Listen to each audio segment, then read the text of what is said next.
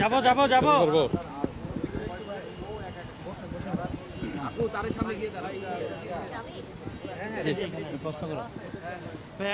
চারটি দেশের রাষ্ট্রদূত এসেছেন, কি কথা হয়েছে সেটি যদি একটু জানতে চাই।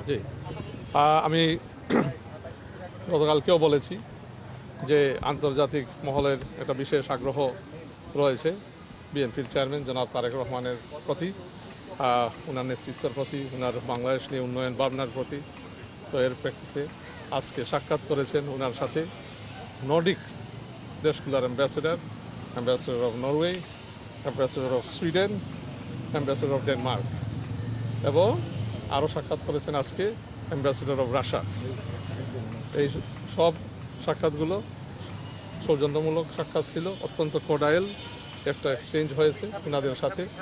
আমাদের দেশের ন্যাশনাল ইন্টারেস্টের ভিত্তিতে আমরা কীভাবে তাদের সাথে কাজ করতে পারি এখানে ডিসকাশন হয়েছে, আলোচনা হয়েছে, ট্রেড, ইনভেস্টমেন্ট, এনার্জি নিয়ে, তারপরে এডুকেশন নিয়ে, তো বিভিন্ন আমাদের 31 দফার বিভিন্ন যে কর্মসূচিগুলো আমরা বাস্তবায়ন করতে চাচ্ছি বাংলাদেশের মানুষের ম্যান্ডেট যদি আমরা ইনশাআল্লাহ অর্জন করি 12ই ফেব্রুয়ারির নির্বাচনে, তো কীভাবে আমরা তাদের সাথে কাজ করতে পারি এবং বাইল্যাটারাল রিলেশনসগুলো বলেন আপনার ফরেন ইকোনমিক কোঅপারেশনের মাধ্যমে কীভাবে এগিয়ে নেওয়া যায়, এই বিষয়গুলো নিয়েই আলাপ আলোচনা হয়েছে। ইলেকশন নিয়ে স্পেসিফিক কোনো কথা হয়েছে কিনা, যেহেতু 12 তারিখে ইলেকশন হয়েছে? ইলেকশন নিয়ে ওইভাবে কোনো স্পেসিফিক ডিটেইলড আলোচনা হয়নি। তারা আগ্রহ নিয়ে আছে বাংলাদেশের 12ই ফেব্রুয়ারির নির্বাচন নিয়ে। তারা আশাবাদী বাংলাদেশ একটা ডেমোক্রেটিক স্পেসের দিকে যাবে, ডেমোক্রেটিক ট্রানজিশনের দিকে যাচ্ছে এবং যেভাবে বাংলাদেশের মানুষও আগ্রহ নিয়ে আছে, এক্সাইটেড হয়ে আসছে যে তারা 17 বছর পরে ভোট দেওয়ার একটা সুযোগ পাবে, সেইভাবে আন্তর্জাতিক মহলেও এটা আগ্রহ আছে, এক্সাইটমেন্ট আছে যে বাংলাদেশ ডেমোক্রেটিক ট্রানজিশনের দিকে এগিয়ে যাচ্ছে। তাদের চোখে এই ইলেকশনটা কেমন হতে যাচ্ছে এই বিষয়ে কি বলেছে তারা?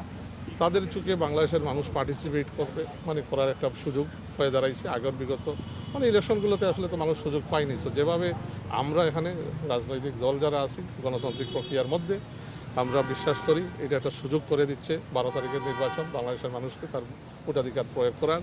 তো সেই সাথে আপনার আন্তর্জাতিক মহলেও আজকে যে রাষ্ট্রদূতগণ যে আপনার 4টি দেশের রাষ্ট্রদূত ওনার সাথে সাক্ষাৎ করেছেন, তারাও বিশ্বাস করেন যে একটা সুযোগ এটা তৈরি করে দিচ্ছে। রাশিয়া দীর্ঘদিন ধরে চেষ্টা করে যাচ্ছে প্রতিরক্ষা সরঞ্জাম বিক্রির জন্য, এই ব্যাপারে কোনো কথা ওইভাবে এই ব্যাপার নিয়ে কোনো আলাপ আলোচনা হয়নি। এখানে কোনো ডিটেল টেকনিক্যাল কোনো আলোচনা হয়নি। এখানে সাক্ষাৎটি মূলেই ছিল সৌজন্যমূলক, ওনার সাথে একটা ইন্ট্রোডাকশন।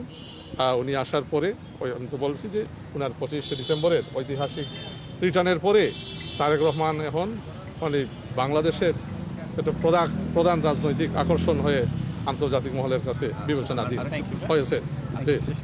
Thank you.